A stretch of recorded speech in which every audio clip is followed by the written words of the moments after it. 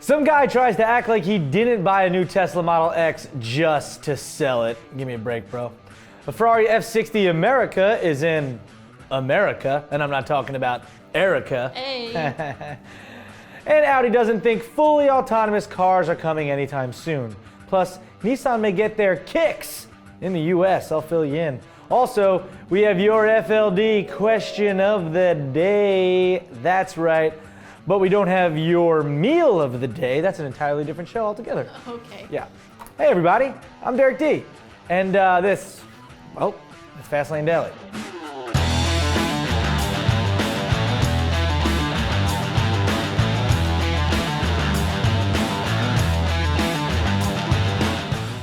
You see this guy right here? He's happy. You know why? Because he's chilling in Palm Beach, Florida, sitting in his very brand new Ferrari F60 America, which also happens to be the very first F60 America that came to America, or anywhere else for that matter.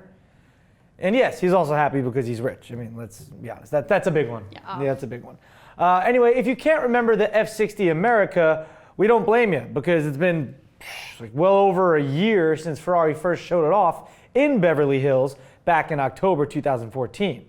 No, it's not the successor to the F40 and F50 as the name looks like it may suggest, but it's a special version of the F12 Berlinetta.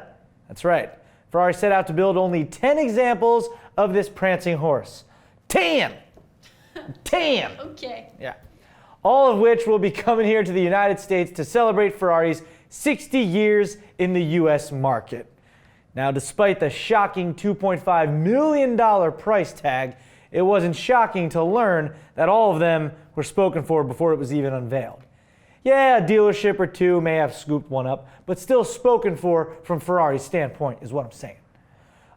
In related news, contrary to that first picture, in this picture, yeah, he may be smiling now, but the next time he gets in an argument with his wife, she'll guarantee, she'll guarantee be throwing this one in his face, Erica. Yeah, like, oh, I can't have a day at the spa, but you could go buy a $2.5 million manhood enhancer.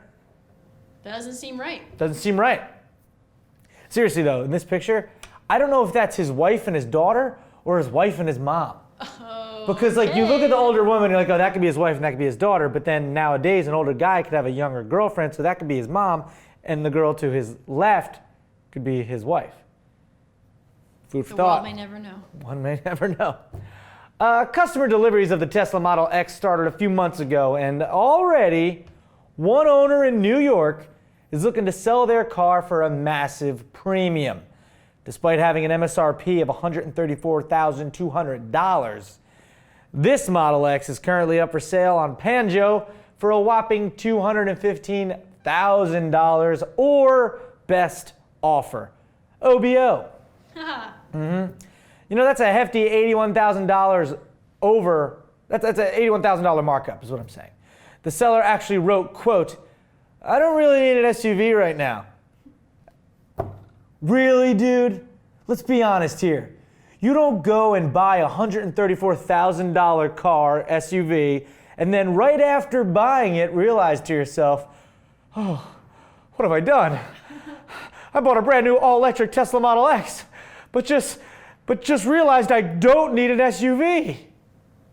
Come on, man. Right? No. It's not even an SUV that you would do rugged work with or anything. Just be honest. Everyone knows you bought it with intention to sell it at a premium. Honestly, he'd probably have more buyers interested if he was just straight up honest instead of saying, I don't really need an SUV right now. Just be like, hey, I bought this to flip it. Is anyone interested? Right. Yeah. Also, there's only 500 miles on the clock. You obviously haven't driven it a lot. There's no dents or scratches, and it's one of the first units delivered, which means it's a signature edition model. Come on, bro. Beat it, nerd. We see right through you. Look at me. Yeah, peace. $81,000 over. Oh, I just don't need an SUV right now. No, it's a good price. Just give me a break. It's a deal. If you don't need an SUV, you sell it for less than you bought it for. Yeah, exactly. It's like a whole, you're flipping it. We get it, okay? Everyone knows. No surprise, all right? Be honest to yourself. Yeah, don't be shameless like that. Yeah. Hey, speaking of Tesla, while their CEO Elon Musk, you know, old Cinemusk, Elon Muskles, from Musk till dawn, that one gets me. That's my favorite. It looks so real with the tattoo and everything. Yeah, well, he believes one of Tesla's fully autonomous cars will drive across the U.S. unassisted within 2 to 3 years. All right, hey, it could happen. But Audi isn't so optimistic about autonomous vehicles. Audi USA President Scott Kogue, how do you say his last name, Erica? Kyo? Whatever, Scott thinks, Scott K. thinks we won't see entirely autonomous vehicles on the market for over 10 years, which is even later than Nissan's goal of launching a self-driving model in 2020. He said, quote, if the definition is I leave my home, I press a button, and that car will take me to wherever I want to go, no hands on the wheel, completely autonomously, then it's not going to happen for a long time. Well, that time frame being 10 plus years is what he's saying. And he has a point, because it's probably true. I mean, think about it. You just literally got to get in a car, take me here, and you go, and you don't touch a thing. That's far off. That is. I gotta say. Anyway, oh, by the way, that red and black paint job on this RS7 is pretty badass. I'd take it just like that. Oh, yeah. It looks nice. Same. Yeah. Anyway, Nissan Kicks coming to the U.S. And no, I don't mean a new kind of Nissan sneaker. Aw. No, I don't. Looks like Nissan might add the Brazilian-made Kicks CUV to its U.S. lineup. Could be a more affordable and conventional-looking proposal than the similar-sized Juke.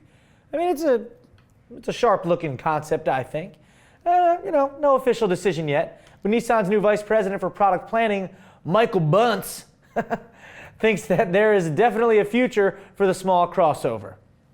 In other news, is it just me, or do you think this guy should own a place called, like, Michael Bunce's House of Bounce? Or Bounce with Bunce? Ooh. Bunce. That's a fun last name. I think it's fun. Hey, everybody, here's Michael Bunce. Bunce, B-U-N-C-E. His funny name. Close to dunce, but he's a lot smarter. Yeah, he's a bunce. Time for your FLD question of the day. Yeah, that's right. That's what we're about to do. This FLD Q of the D comes from my state. That's right. Which state is that? We forgot. New Jersey. Okay. And a guy named Dan. Take it, FLD fan Dan. Hey, Fastlane Daily. I'm Dan from New Jersey, wondering what you guys do to prepare your car for the winter. All right, what's up, Dan? All right, so you kind of just asked the question right off the bat there, a fitting question since this past weekend we had a huge blizzard here. But I feel like you're going to tell me what you do to your car for the winter. Go. This year, all around, I got General Arctic Ultimax snow tires, and I set myself up with some Rally Armor mud flaps to protect myself from the road salt. Okay. So some snow tires and some mud flaps to protect the car from, road salt, sand, and all that stuff they put down on the roads when it snows. So what was your question again? Let's just refresh. What do you think is the best formula to keep your car and yourself safe during the winter? Thank you. Okay, that's right. So I'll combine the two. You asked, how do you prepare your car and keep yourself safe while driving in the winter? Now, you warmer climate folks don't really need to worry about this, but if you're ever, driving in snow or in wintry conditions, it's good to know. So first off, me personally, I actually don't do much to my car. I have all-season tires on it. I gave it a good waxing at the beginning of fall, which helps keep a layer between the paint and the white salty road film that can build up. Also, once most of the snow is off the roads and they aren't really salting it anymore, I'll go and just power wash it real quick, not necessarily to clean my car, but just to get all the salt off the car, out of the wheel wells, wash it off the brakes, underneath. And it's not good to let salt linger around on stuff. It's never good for anything, really. Look what it does to a slug. Ugh. Dead. Ugh. Yeah. But you could even plasti dip your car or your wheels for the winter if you want to do that. That will protect them as well. I remember when I peeled the black plasti dip off my wheels, they looked like I just rolled out of the dealership, so keeps them nice and clean under there. Now, as Dan said, getting snow tires is obviously the best option when talking about tires, whether it's front-wheel drive, rear-wheel drive, or all-wheel drive. Right, Tom? Yep, that's right. You can still want to get those snow tires if you have all-wheel drive. Of course, you can ride on all seasons, but snow tires are exactly that, built for driving in snow. Mud flaps also can help block the kicked up salt and sand and all that stuff from chipping your paint. You could throw Rain-X on your front and back windshield and your side, and all your windows too. Oh, that's Rain-X. Yeah. Not a bad idea. Keep the salt off or all that gunk that shoots up off the road. That's right. It beads right up. Yep. There is also that clear plastic film that you see on a lot of supercars that you could put on the front and lower side panels of your car. Prevents chipping and things kicked up from the road.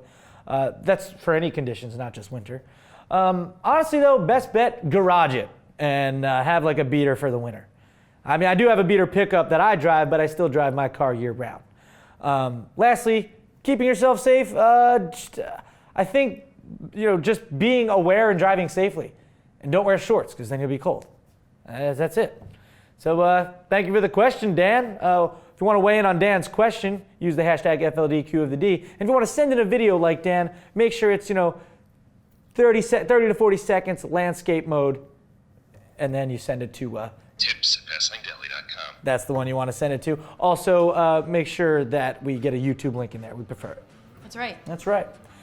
Speaking of wraps and stuff, that's going to wrap up this Thursday episode of Fastlane Daily. I don't know if that really brought it. Sort of. A little bit. I'm Derek D, and we appreciate you watching, and we'll appreciate if you watch again tomorrow. Probably. Yeah, and tell everybody. And by everybody, I mean everyone. You can tell everybody about FLD. Also, lest she thinks we forgot, we would just like to say happy quarter-century birthday to our own Erica Lord right here. Yes. Woo! Erica is turning 25. Is that okay that I said that? Yeah, I'm okay with it. All right, yeah.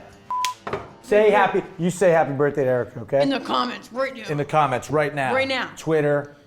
Erica and K. Instagram. Erica, 2 M's, K-A-Y? Yeah, two M's. Erica with a C, 2 M's, K-A-Y. Yeah, we'll play a little lower third. There we go. Yep. Ow, we're living in the fast lane, baby.